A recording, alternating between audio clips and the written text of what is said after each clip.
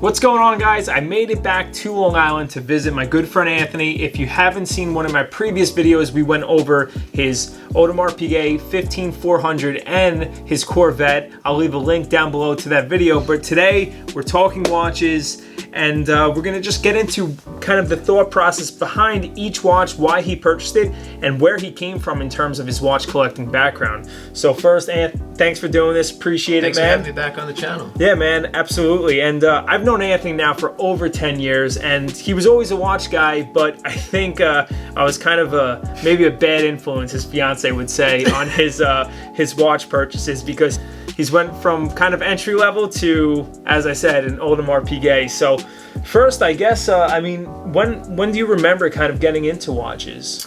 Well, I've always been into them. You know, I grew up, and my grandfather was very into jewelry, that Italian mindset. And, yeah. You know, everything was gold and blinged out, but there was something about watches that always caught my eye.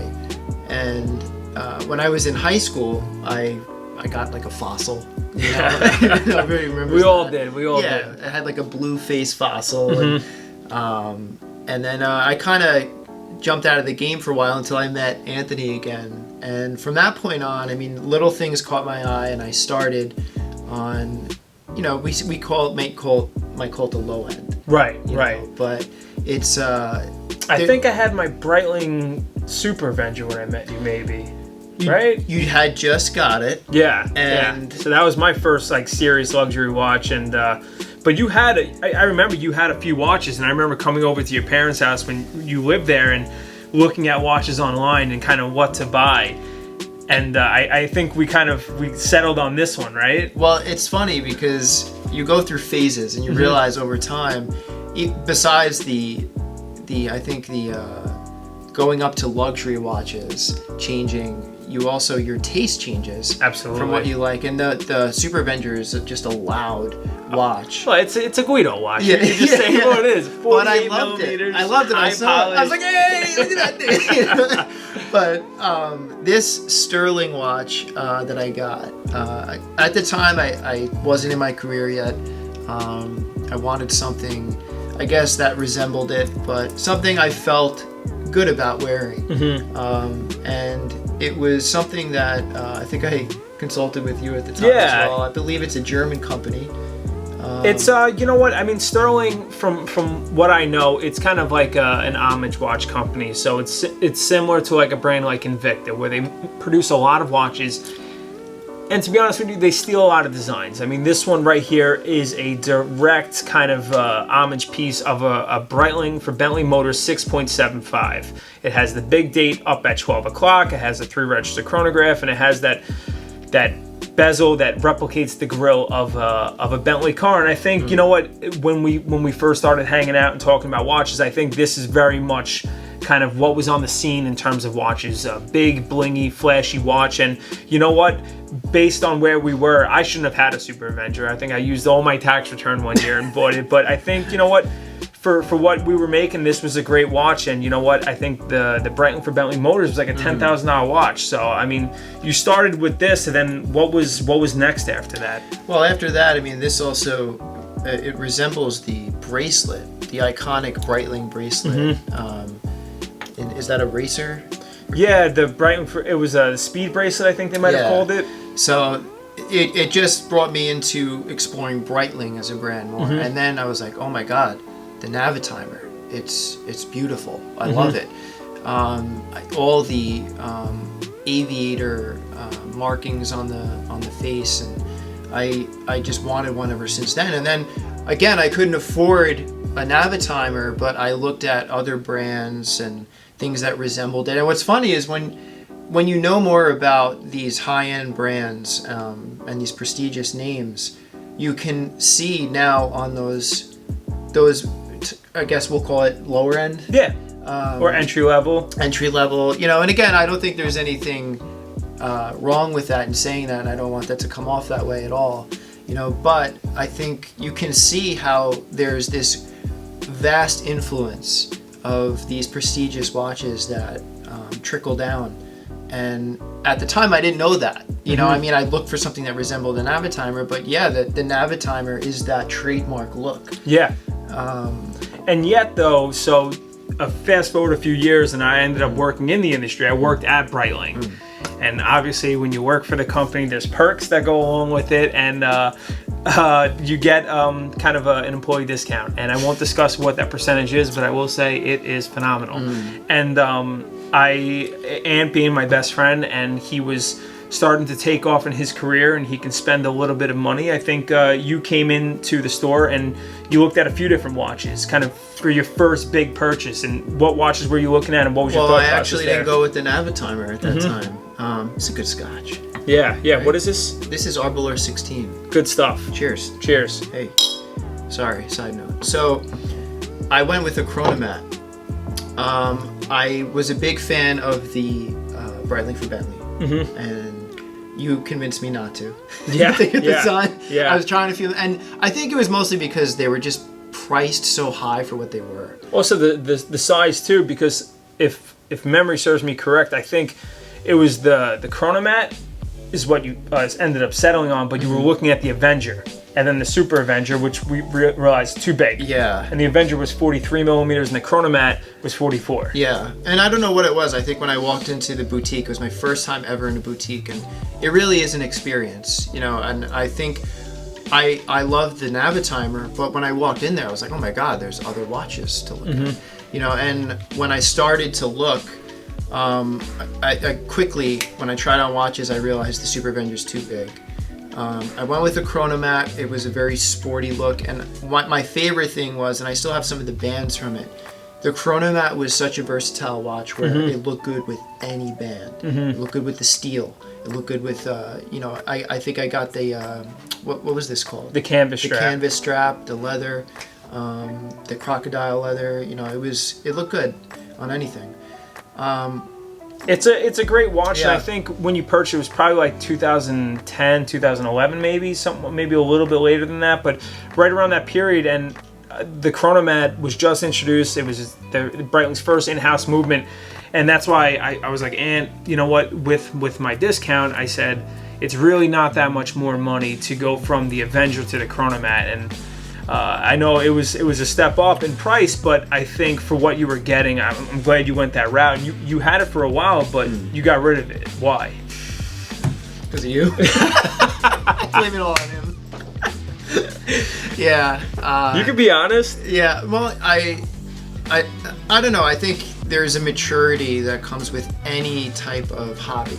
But you refine your palate, I think. Yeah, and I think I grew out of it, and I'm very sentimental in the fact when I get something, I want to hold on to it. Like, I don't plan to ever get it, turn it over for something else. Like I do.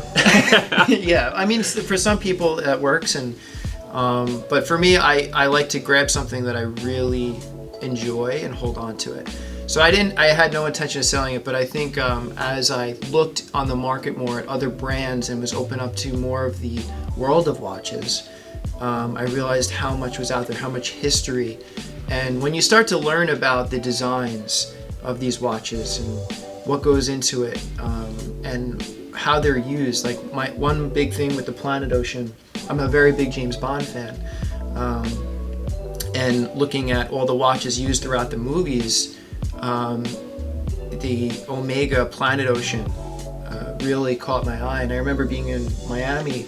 Because that was the next watch you purchased. Then when you purchased this, you still had the Chronomat, right? I did. Okay. I did, and we were in Miami and at a boutique at one of those.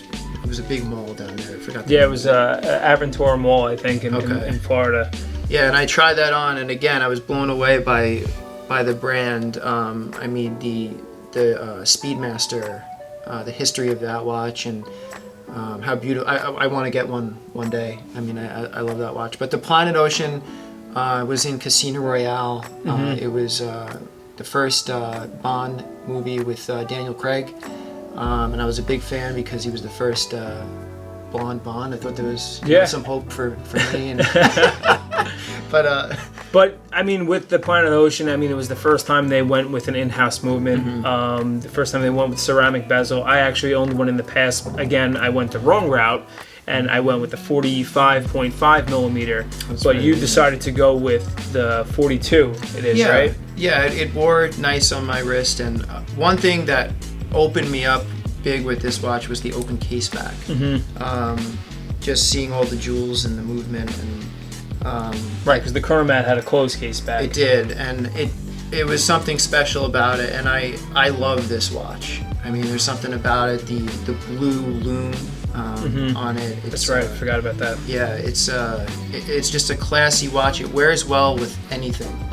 I mean, it's a dress watch. It's a sport watch. And then what was next after that? So after the Planet Ocean, I think I always loved the Royal Oak. You know, I would look through watch magazines and forums and read about the Royal Oak, and again, an open case back, and just the history of this watch. It's beautiful. I mean, I've been at different boutiques on vacation. I went to a few. We went to a few in the city, and I always tried it on. So when I decided to sell the Chronomat, with a little influence, but no, I was glad to, and I put it towards that. At the time, it wasn't going for what it is now. It was still hard to get, though. I mean, how many years ago was this now? That was probably about 3 years ago. Okay, so this was literally just as it was starting to really take off. Yeah. And become much harder to get. And also, I believe this was right before AP was going boutique only. So this is back when retailers still had this. It was literally, I think, 3 to 6 months after I bought it, they went boutique only. And I remember after I got it, we went in the city to one of the main boutiques in Manhattan, and they didn't have it. They didn't have any steel.